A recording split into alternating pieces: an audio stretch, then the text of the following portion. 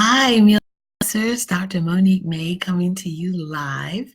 I am your board certified family physician and founder of Physician in the Kitchen.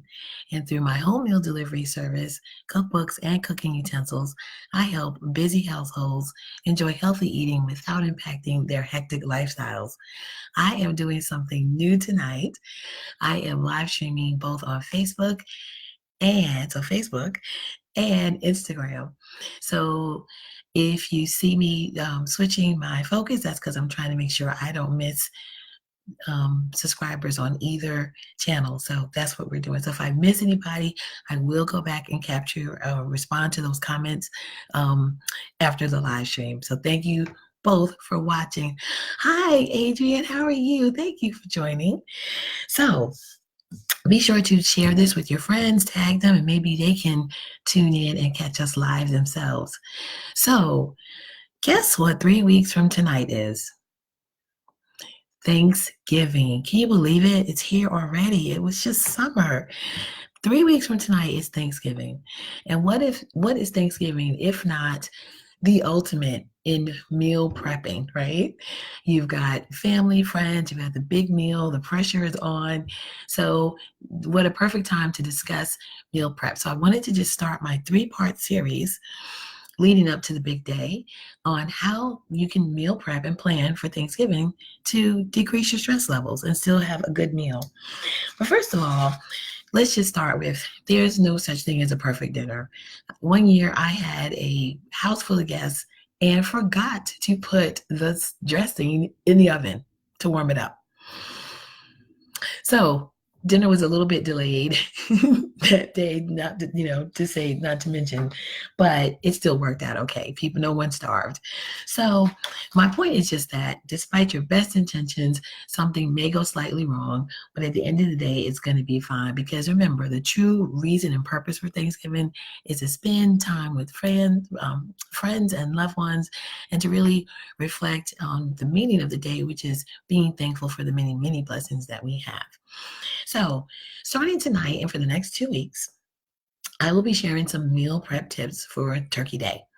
So, the key thing is to prep what you can so that you're not spending a lot of time the day of or even the night before hustling around trying to get things ready. So, you want to do what you can in advance to have things to make it much easier for you.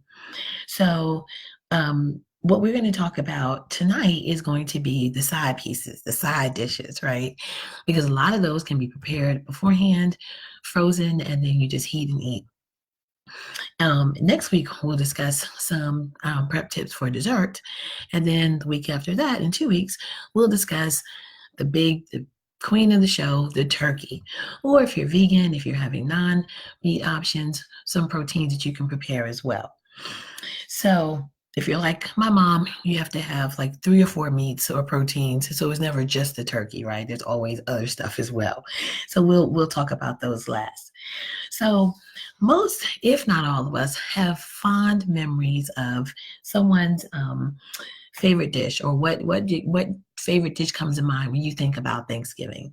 So whether that's your mother's dressing, like for me, or your grandmother's peach cobbler, there's usually some dish that brings back fond memories and really solidifies what the holiday means to you, because you may only get it. That may be the only time of year you get that dish.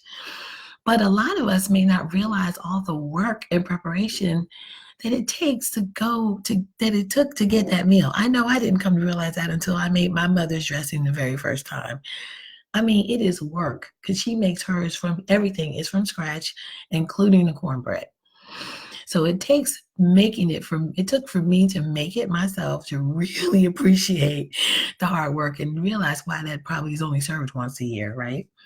So when you come down to it and you think about it, meal prepping and planning is super, super, super important. So if you're hosting, don't feel like you got to be the hero. If somebody wants to offer to bring something, let them. You can even assign, if someone has a dish that everybody loves and you want them to bring that, do it. Even if it's something relatively simple, like just green beans, let them do it, because that's one less thing you have to do and takes that off your stress list, off your things that increase your stress level on Thanksgiving. Be sure to plan your menu and assign meals or excuse me, assign dishes or even drinks, whatever, to people to let them help you out. Um, you want to be careful with that, right? Because we all have loved ones that maybe, cooking is not their ministry. So you want to be careful with what you ask them to bring, something safe, like maybe the soda. But you can actually start your cooking right now. Like I said, it's only 3 weeks away. So you can start right now.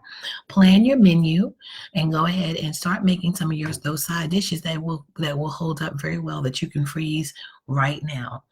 So things like your rolls, biscuits, cornbread, your casseroles, your mashed and sweet potatoes, your candied yams, dressing, gravy, you name it. Any of that stuff is going to freeze really well. And if you start just doing one dish a day, by Thanksgiving, you'll be set. You'll be in the kitchen drinking wine with, relaxed instead of frazzled because you haven't gotten something started yet.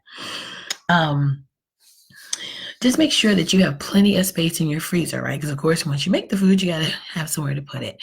So like for me, for example, I have started cleaning out. I think last week I even started, like, I made just making dishes with stuff in the refrigerator because I'm trying to get ready to prepare.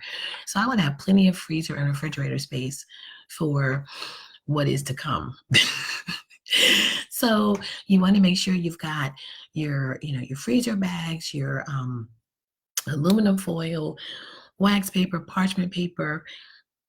If you've got a vacuum sealer, now is the time to break it out because you want to get as much air out of your meals or as your food as possible. And make sure you've got a permanent marker because you want to be able to label stuff so you know what's what. So in my experience, the caveat to all this, my experience, the dishes that are roasted don't tend to, for me, to hold up as well, and they lose that crispiness. So, like for example, if you roast Brussels sprouts, for me, they lose that crispiness. So that's something like that I would make the day of. Another thing is if you're having a salad, my mom always has to have a salad at Thanksgiving. So you can start to prep your salad a day or two before. You want your greens to be still crisp and fresh. But if you're making a dressing, like a balsamic vinaigrette or say like a cream-based dressing, of course, you don't want to toss that yet until the day of. So because you don't want your greens to be soggy. So you can go ahead and kind of get the ingredients together, chop, prep, whatever is going in the salad, but then just toss everything the day of. And you want to err on the side of underdressing your salad versus overdressing. You'd be surprised how much or how far the little dressing goes. So I hope that this has been helpful to you. This is going to conclude our first part of our 3-part series. So tune in next week when we're going to be talking about desserts. What desserts can you go ahead and start making now to, again, check off that list so that the closer we get to Thanksgiving, the less stressed you are. So be sure to share this with your friends, tag them, and be sure to tune in next week. Next week, I'll be back on my regular scheduled day and time, which is Wednesday at 8 p.m. So follow me on all social media at Dr. Monique May, and that's going to be on Facebook and Instagram, LinkedIn, and Twitter. And also look for my videos on YouTube under Dr. Monique May. That's DrMonique. Thank you so much for watching. I hope this was helpful information. Please be sure to put any comments or questions you have, and I will be sure to respond to each and every one. Until next time, Physician in the Kitchen, signing out.